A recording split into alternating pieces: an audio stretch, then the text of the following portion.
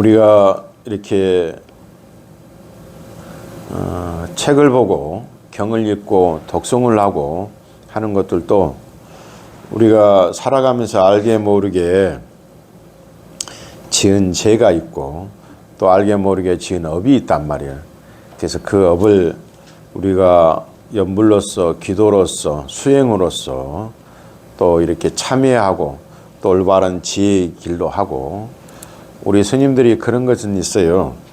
어떠한 잘못이 있더라도 부처님 말씀에 어떠한 잘못이 있더라도 참여하면 용서하라는 얘기 있습니다. 내 잘못을 뉘우치고 깨달고 다시는 범하지 않겠다고 하는 그런 것이 참회입니다. 그래서 참회하면 모든 것을 용서하라는 것이 있습니다. 그것이 우리 절에서 말하면 부처님이 말하는 참회법이 있어요. 항상 똑같아. 그래서 이런 공부 저런 공부 하지만 항상 내가 조금 더 힘이 있고 여력이 있고 또 내가 조금은 더 눈이 밝을 때 경을 보면 훨씬 더 좋지 않겠는가, 그렇게 생각합니다. 오늘은 155페이지 한번 봐보십시오. 155페이지 제2장.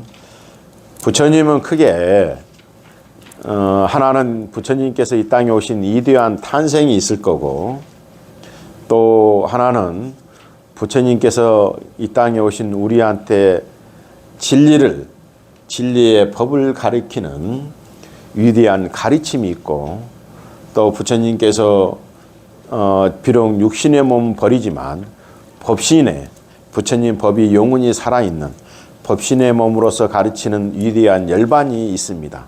그래서 부처님이 이대한 탄생과 이대한 가르침과 이대한 열반인데, 아마 모르겠어요. 가장 중요한 것 중에 하나가 아마 부처님께서 말하는 이대한 가르침이 아니겠는가.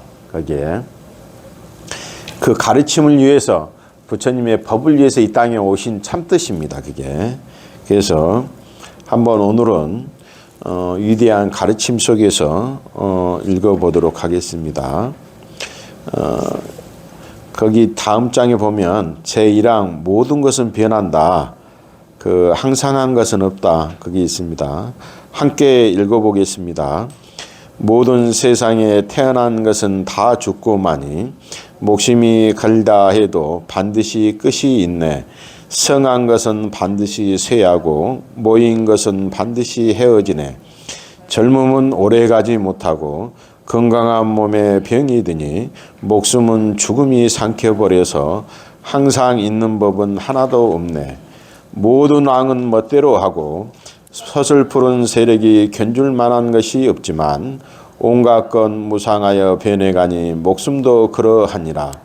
모든 고통의 밖이 끝날 새 없고 나오고 죽고 헤매는 일 쉬지 않으니 상계 덧없는 세상 모든 것이 하나도 즐겁지 않네.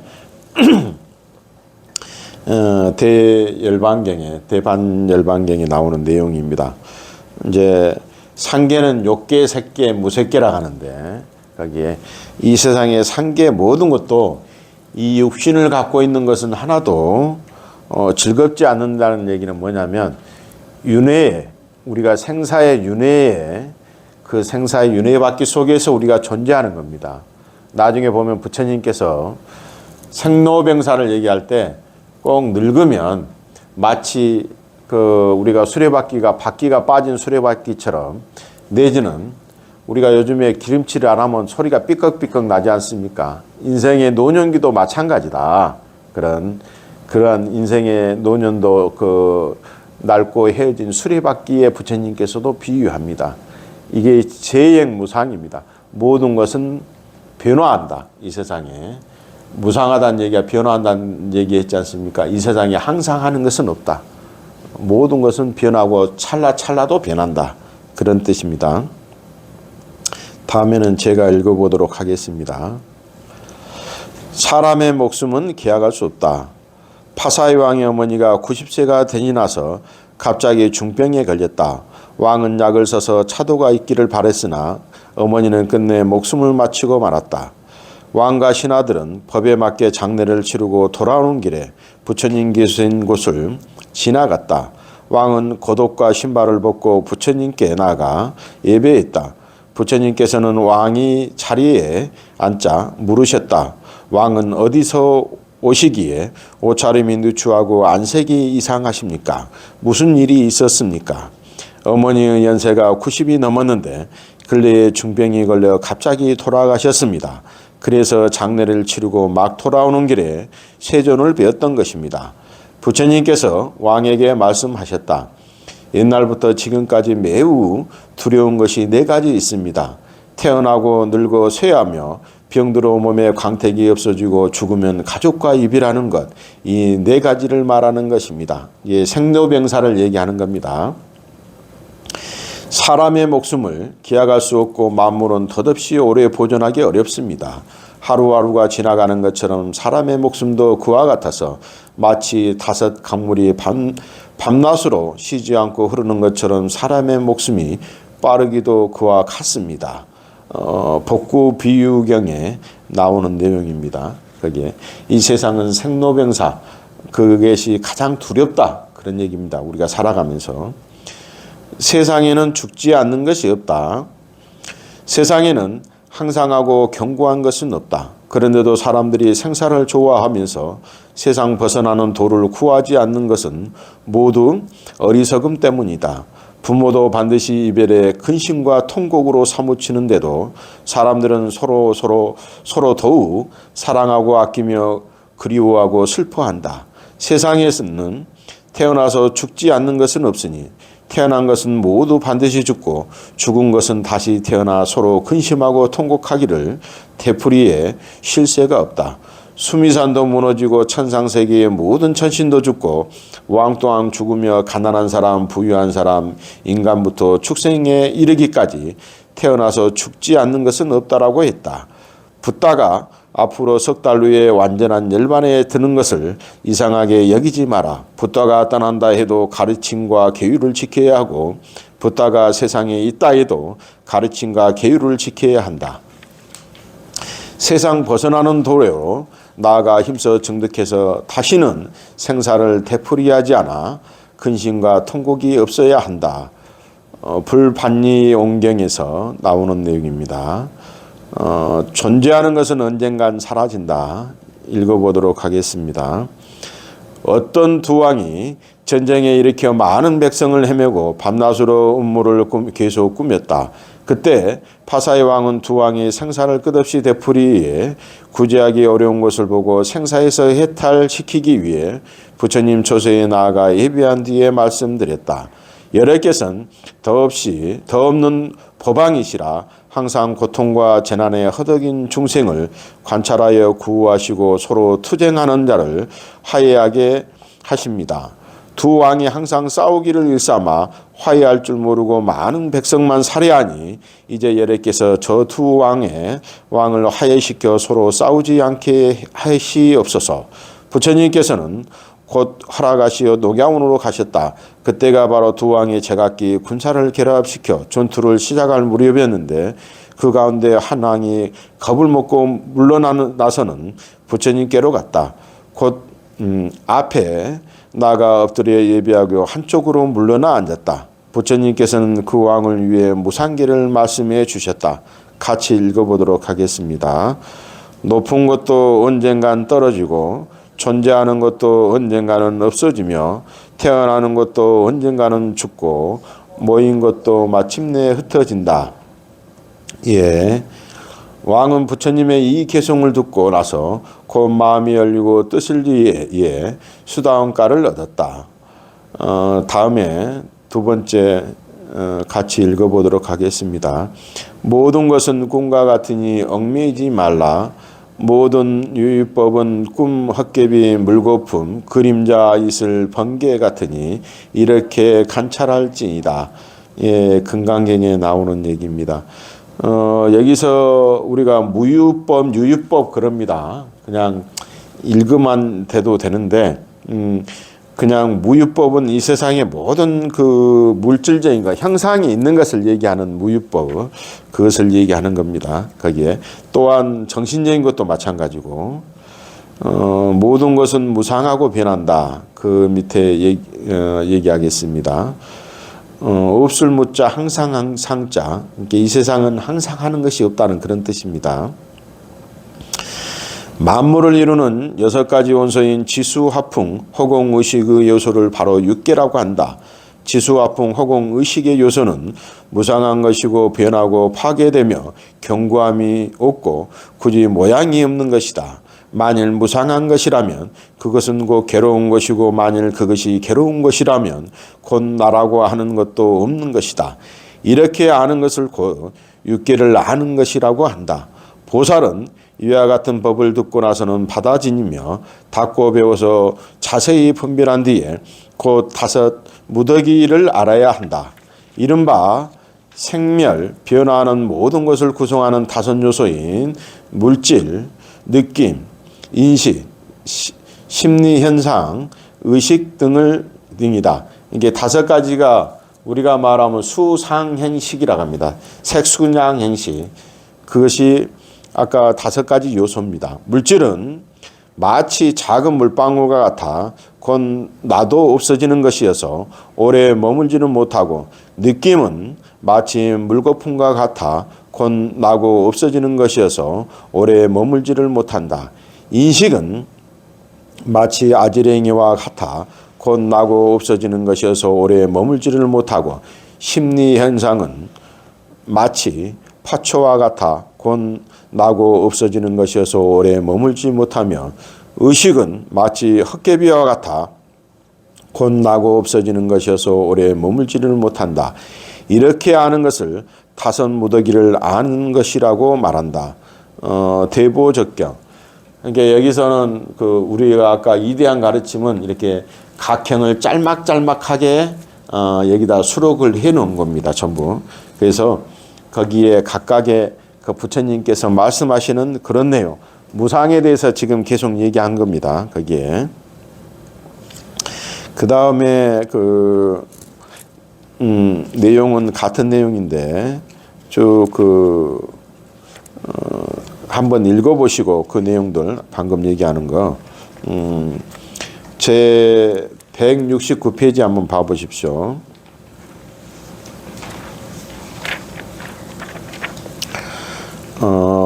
삶은 괴롭다. 이게 무엇이 괴로움인가를 얘기한 겁니다.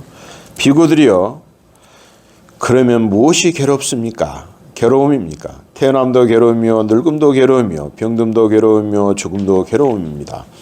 근심, 탄식, 육체적 고통, 정신적 고통, 절망도 괴로움이고, 원하는 것을 얻지 못하는 것도 괴로움입니다.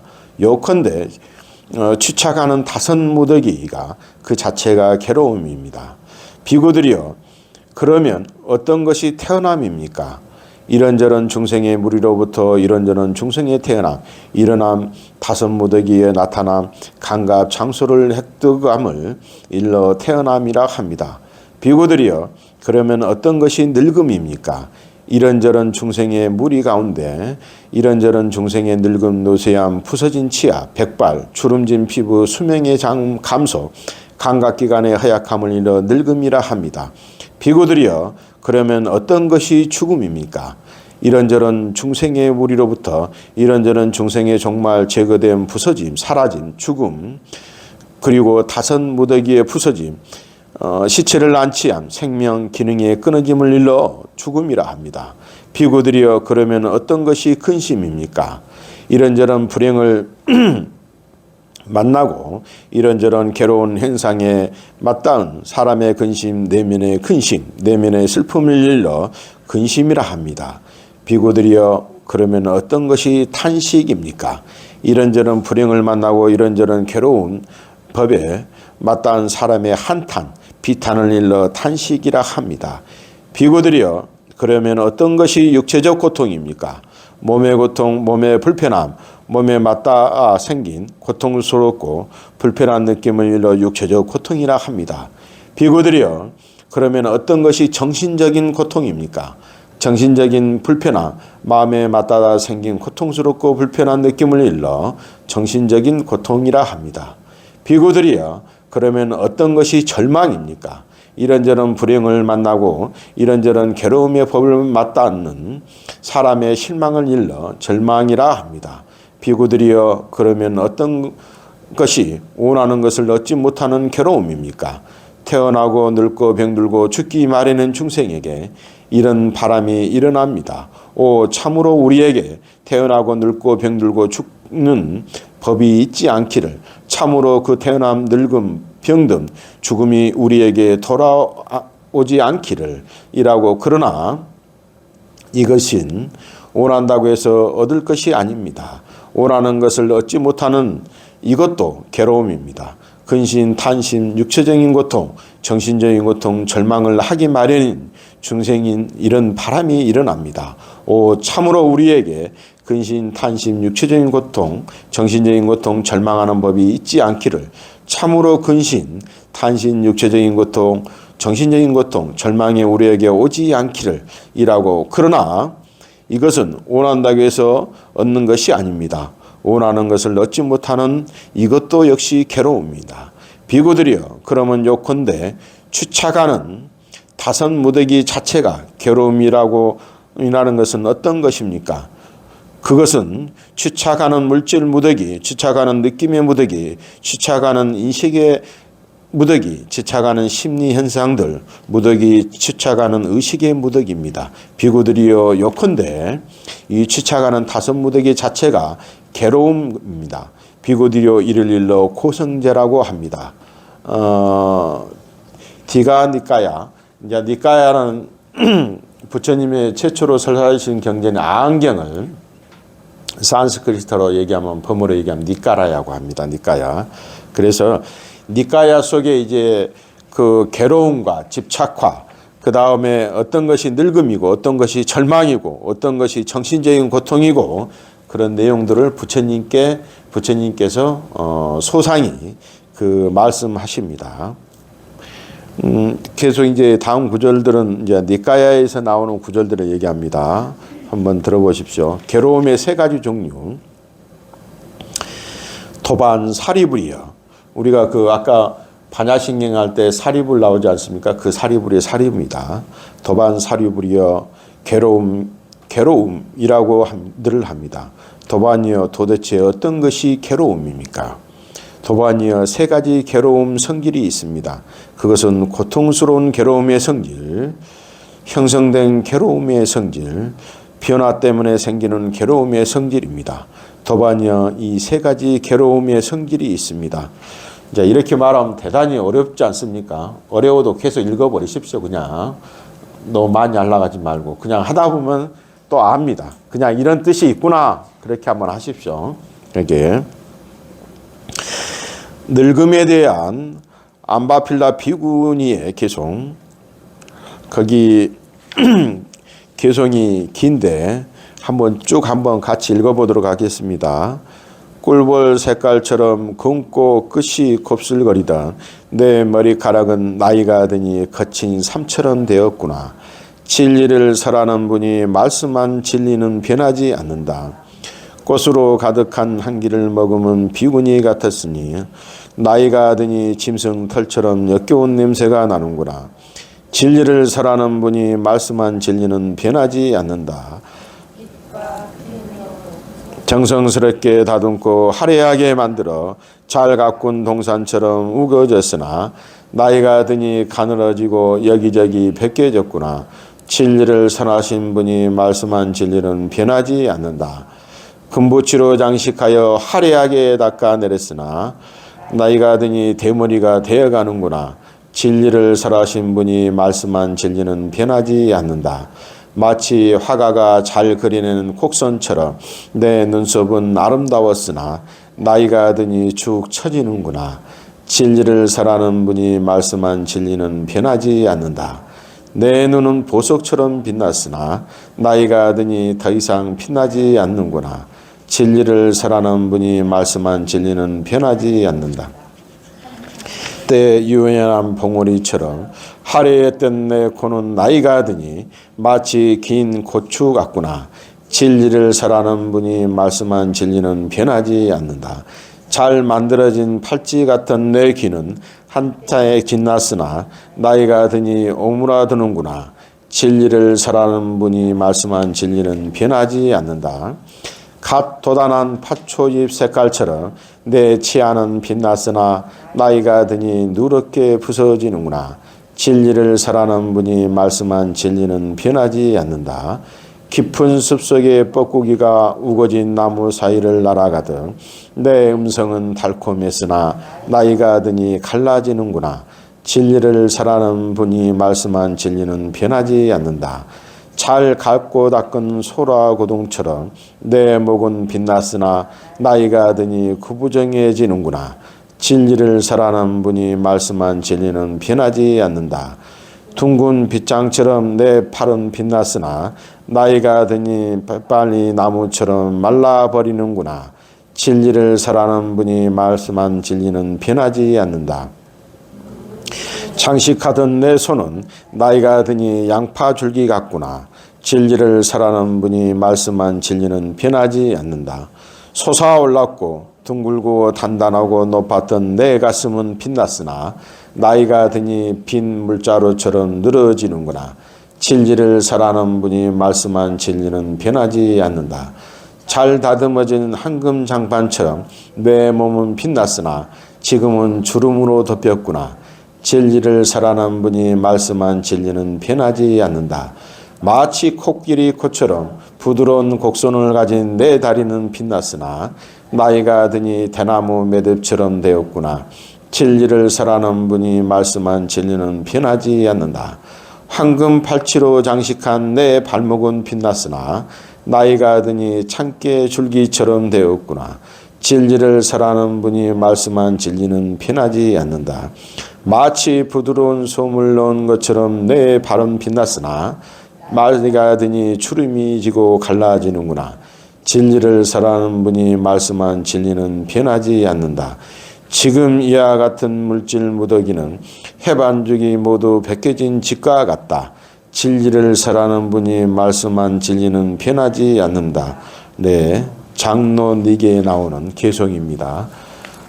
우리가 나이가 먹으면 이렇게 된다는 얘기입니다. 거기에 인생의 모든 우리가 나이가 먹으면 그렇게 바뀐다는 그런 뜻. 조금만 더 하고 끝내도록 하겠습니다. 날씨가 예. 저도 빠딸리 나무를 한 번도 안 봐서 여기 뒤에 보면 맨 뒤에 항상 나오잖아요. 진리를 설하신 분이 말씀한 진리는 변하지 않는다. 이것이 무슨 뜻이겠어요, 혹시? 진리를 설하신 분이 말씀한 진리는 변하지 않는다. 그렇지. 예. 부처님 말씀은 항상 우리가 법계에 영원하다는 그런 뜻이 하지 않습니까? 부처님께서도 똑같은 얘기를 하는 거예요. 내 몸도 늙고 병든다. 내가 아까 얘기했잖아요. 늙고 병든 부처님 몸은 마치 살대가 빠진 수레바퀴처럼 삐걱거리고 나중에 푹 주저앉을 거니까.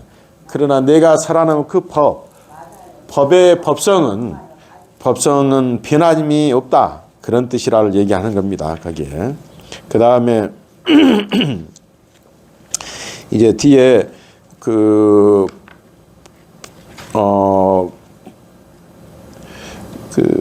법구 비유경. 이게 비유경이라는 얘기는 뭐냐면 비유해서 설하는 경을 얘기하는 겁니다. 법구 비유경. 그걸 한번 읽어보도록 하겠습니다. 180페이지 한번 봐보십시오.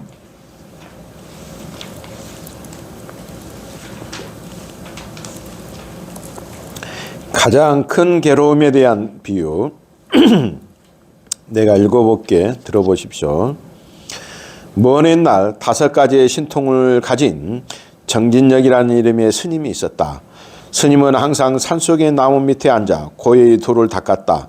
그때 까마귀, 비둘기, 독사, 사슴이 항상 스님 곁에서 편안히 살고 있었다. 이 4마리 동물은 낮에 나가 먹이를 구하다가 날이 저물어 돌아오곤 했다. 어느 날 밤 4마리 동물은 서로 이야기를 나누었다. 이 세상에서 무엇이 제일로 괴로운가? 까마귀가 말했다. 배고프고 목마른 것이 가장 괴롭다. 배고프고 목마를 때 몸이 피로하고 눈이 어두워지며 정신이 편치 못해서 그물에 걸리고 작살이나 칼날도 보지 못한다. 우리가 죽는 것도 모두 이 때문이다. 그러므로 배고프고 목마른 것이 가장 괴롭다. 비둘기가 말했다. 음욕이 가장 괴롭다. 음욕이 불꽃처럼 일어날 때는 아무것도 생각할 수 없다.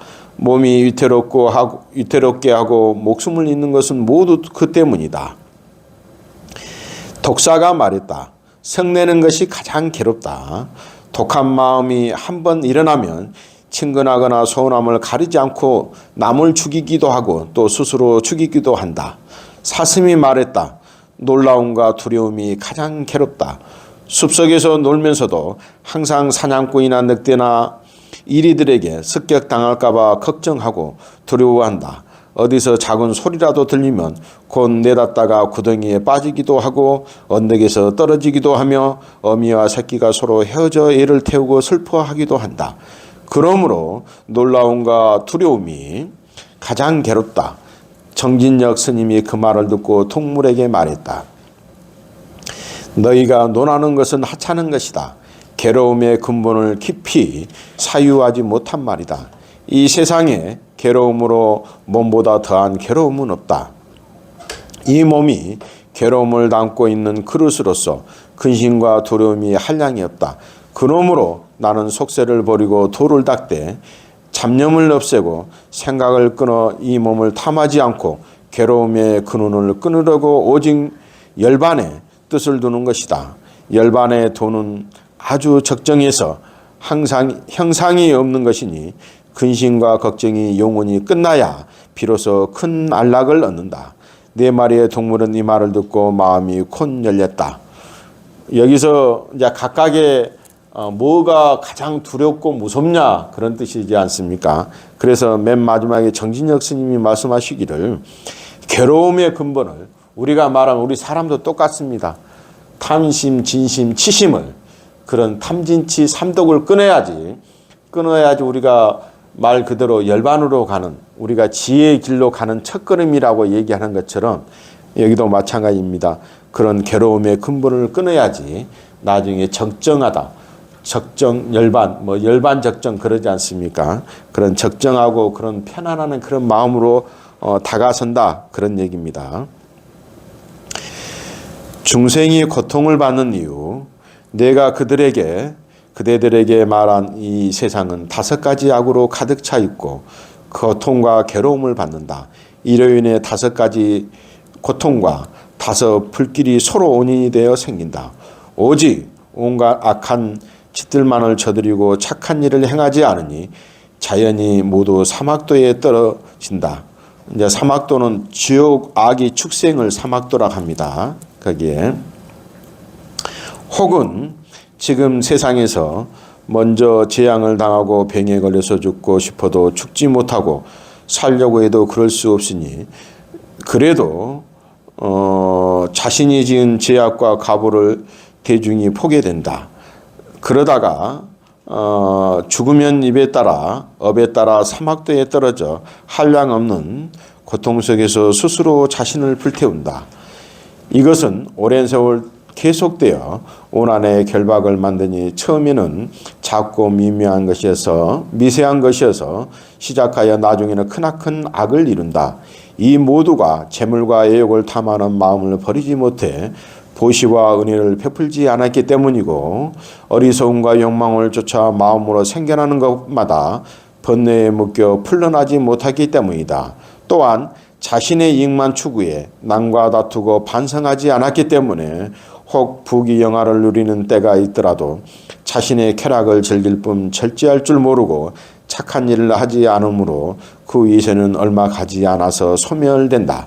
그리고 자신의 한 몸을 살리기 위해 고생하지만 그 후에 더 큰 비극을 맞이할 뿐이다.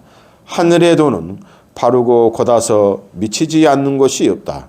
따라서 저절로 지은 것은 드러나고 형벌이 펼쳐진 그물처럼 위아래를 뒤덮는다. 의지할 곳이 없이 오직 홀로 그것에 들어갈 뿐이니 이것은 예전이나 지금이나 똑같으니 참으로 애처롭고 가엾는 일이다. 이제 무량수경에 나와 있는 얘기입니다. 아까 얘기하는 사막도가 지옥악의 축생이 아니고 사막도는 뭐냐면 악도로 들어가는데 지옥에 들어가면 지옥에도 수 가지 있을 거 아닙니까? 거기에 쉽게 말해서 지옥은 어떤 곳이냐면 우리가 그 지옥도 같은 거 있는데 우리 절은 없는데 보면은 지옥은 뭐냐면 첫째 들어가면 사람이 죽지를 못합니다. 우리가 말하는 죽고 살고 하는 문제가 없어. 거기에 영원한 고통이 있는 곳이에요. 영원한 고통. 지옥이라고 하는 것은 가시밭길은 잽이 안 돼. 거기에 쉽게 말해서 끓는 물에 집어 넣었잖아요. 넣어서 그냥 뺑 죽은 게 아니고 넣었다 뺐다 수없이 반복해 그냥. 거기에 그러면 또 어떤데 이렇게 사진을 지옥도 보면 이렇게 혀를 뽑는 것도 있다고. 혀를 계속 뽑아. 거기에 또 어떤 것은 수없이 불가마에 집어넣기도 하고. 그래서 지옥 중에 이제 지옥 중에서는 가장 무서운 지옥이 하나 있어요. 무서운 지옥이 뭐가 있을까? 응? 지옥에 가장 무서운 지옥이 있어. 응? 혀는 잽이 안 된다고. 그것도 잽이 안 돼. 그것도 이제 지옥인데 불도 잽이 안 돼. 지옥이 뭐가 있겠어요? 그것을. 이게 옛날에 우리 스님들이 항상 물론 스님이 되면 뭐 우리가 말하는 구대가 승천하고 뭐라고 그런 거. 그러면 만약에 스님이 되면서 스님이 잘못된 길을 간다. 그럼 뭐가 있을까요? 무관지옥에 빠지는 거예요. 첫 번째가 우리 스님들이 제1번 코스야. 그냥 무관지옥은 뭐냐면 끝도 갓도 없는 지옥을 얘기하는 겁니다. 그냥 끝이 없는 없을 무자가 그대 끝이 없는 그 속에 들어가는 것이 무관지옥이야. 가장 큰 게. 거기에 또한 스님이 됐을 때 올바른 공부를 하고 올바로 하면 또 우리가 말하는 누구나 그런 지옥악의 축생 사막도와 그런 또 육도 윤회를 벗어나는 것도 스님이지만 또한 올바르게 가르치지 못하고 잘 살려고 스님들은 성자가 내가 아니라고 얘기했지 않습니까? 스님들은 완벽히 이루는 것을 성자라고 합니다. 성자, 성인 그러지 않습니까? 성직자 할 때도 성직자 그 성자를 씁니다. 근데 스님들은 천만다행히로 성직자가 아닙니다. 스님들은. 내가 항상 성직자라고 하는 친구는 완벽해야 돼. 성이라는 것은 우리가 로마 카톨릭 같은 경우에 성인이라는 칭호를 줬을 때 우리나라도 아마 김대건 신부나 뭐 이런 분들은 성인이라는 칭호를 주지 않습니까? 뭐 김수관 추기경님이나 추기경님들이 성인이 아니라 김대건 신부가 아마 우리나라에서는 성인으로 친데 이 세상이 완벽하다는 뜻이에요. 근데 스님들은 뭐냐면 수행자라고 합니다. 성인이라고 수행자라고 하잖아요. 항상 부족하니까. 아까 부처님께서 뭐라고 합니까? 그 제자한테도 그러지만 항상 도반이라고 그러잖아요. 도반. 함께 간단 말이야. 부처님께서 상하의 관점으로 두지 않고 좌우의 수평적인 관점으로서 항상 되어 있단 말이에요. 비구들이여 도반이여 꼭 그랬단 말이에요. 그래서 스님들을 수행자라고 합니다. 부족하고 어리석고 항상 하지만 노력하려고 하는 닦을 숫자 행한사 항상 부지런히 열심히 노력하고 닦아서 열심히 참선정진하고 열심히 염불하고 열심히 기도하고 열심히 사경하고 열심히 강경하는 여기 보살님들하고 똑같은 수행자란 말이에요. 그게. 그래서 부처님께서는 도반이라고 합니다. 도반. 함께 한단 말이에요. 어디로 함께 합니까? 우리가 극락세계로 쉽게 말해서 우리가 그런 열반의 세계로 열반적전 지혜의 세계로 해탈의 세계로 함께 가잔 말이에요. 그것이 도반입니다. 그래서 항상 성불하십사 할 때 성불할 때 그 앞에 붙은 말이 있잖아요. 뭐라고 합니까? 우리가 자타일시 성불도라고. 자타일시 성불도. 자타 나와 타인이 성불하는데 일시 어쩜 같이 하자는 거예요. 동시에 그냥 단방에 하자는 거예요. 내가 먼저 하고 네가 나중에 하라 그런 뜻이 아니에요. 나와 너가 함께 가자. 함께 성불하자. 함께 행복하자는 그런 뜻이 같이 있습니다. 그것이 바로 부처님께서 얘기하시는 도반이에요. 그게. 그러나 우리는 부단히 쉽게 말해서 아까 우리가 무상에 대한 도리도 얘기했고 색수상행식으로 이루어진 그런 것으로 인해서 또 육군으로 안입이 설신으로 인해서 우리가 수 없는 죄를 짓고 또 수 없는 업을 짓습니다. 그러나 내가 완벽하지 않기 때문에 내가 완전하지 않기 때문에 부단히 참여하고 부단히 노력하는 것이 있습니다. 거기에. 그래서 꼭 참여하는 마음으로 꼭 가지시면 그 어떤 것도 용서를 할 수 있어요. 그 다음에 내가 또 지혜로운 공부를 하면 지혜로운 수행을 하면 반드시 그 길에 도달할 수 있습니다.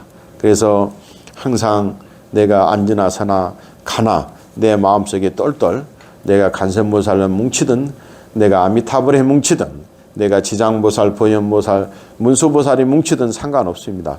그 어떤 것도 하더라도 항상 내가 열심히 마음 생각하고 열심히 닦고 그러면 내 마음이 편안한데 어느 누구가 와도 내가 마음이 편안하고 행복한데 편안함과 행복 속에는 배고픔을 잊어버린단 말이에요. 그게 그 고통도 모든 것도 다 사라질 겁니다. 반드시. 그러잖아요. 우리가 예를 들어서 작은 행복이지만 내 가정에 내 친척이나 내 자식들이 봐봐. 어느 순간에 내가 꿈꿔왔던 것이 이루어졌단 말이에요. 얼마나 행복합니까? 그냥 누가 뭐 말하지 않아도 배불리지 밥을 안 먹어도 배부른단 말이에요. 거기에. 그 어쩌면은 작은 내 가정과 내 자신을 위해서도 그러는데 누말 잡고 이웃과 사회와 국가와 온 법계를 생각하는 행복을 느낀다면 얼마나 행복하겠습니까? 막 눈이 뒤집어질 거 아닙니까? 그냥 모든 것이. 반드시 그렇게 될 거라고 생각합니다. 그렇게 되는 속에서 여기 위대한 가르침에 오늘 제1장을 했습니다. 아까 말하듯이 여기에는 부처님의 말씀을 수백 개의 경을 다 집어넣습니다. 여기다. 그래서 꼭 읽고 나서 맨 뒤에 제가 무슨 경 뒤에 무슨 경에 나와 있는 내용입니다. 얘기하지 않습니까? 그래서 꼭 그것도 읽을 때 그 뒤에 작은 그것까지 그것이 경전에 나와 있는 내용이니까 전부 다 부처님 말씀입니다. 그래서 그런 것을 가르침을 여기까지 끝에까지 쭉 읽으십시오. 읽었고 한번 천천히 읽고 오면 더 편해. 근데 읽지 않으면 낯서는데 한 번만 읽고 와도 더 편하단 말이에요. 거기에.